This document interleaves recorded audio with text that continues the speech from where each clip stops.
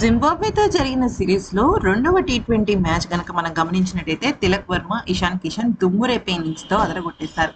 ముఖ్యంగా తిలక్ వర్మ లాస్ట్ కొన్ని డేస్ నుంచి కన్సిస్టెంట్‌గా టీ20 ఫార్మాట్స్‌లో తన ఒక ఇన్నింగ్స్‌ని చాలా అద్భుతంగా ముందుకు తీసుకువెళ్తున్నాడు.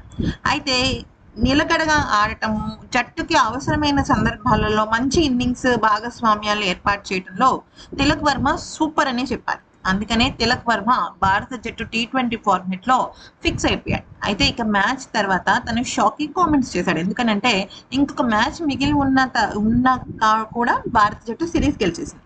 ఈ నేపథ్యంలో వైభవ్ సూర్యవంశీ విషయంలోనూ ఇషాన్ కిషన్ విషయంలో షాకింగ్ కామెంట్స్ అయితే చేశాడు. ఇందుకే తను ఏమన్నాడంటే జట్టు మొత్తం అంతా కూడా ఎంతో కష్టపడి ఆడుతుండడం చాలా అంటే చాలా హ్యాపీగా అనిపిస్తుంది.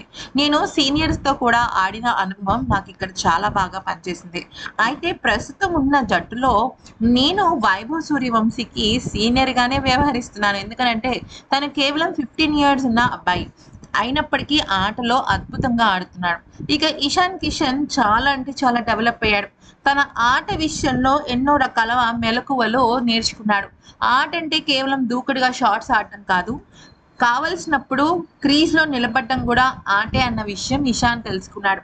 ఇక వైభవ్ సూర్యవంశీకి నేను ఒకే విషయం పైన హెచ్చరించాను.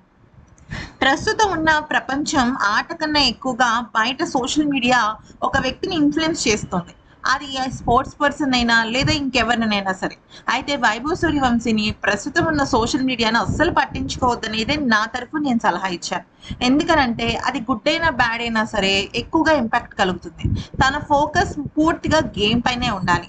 తన ఖాళీ సమయాల్లో హ్యాపీగా తనకు నచ్చిన హాబీస్ ని తను సెలెక్ట్ చేసుకోవాలి. అంతేకాకుండా ముఖ్యంగా చెప్పాలి అంటే తను ప్రీవియస్ గేమ్స్ కి సంబంధించిన మ్యాచెస్ చూడడం వల్ల తనకి ఆట పైన ఒక అవగాహన వస్తుంది.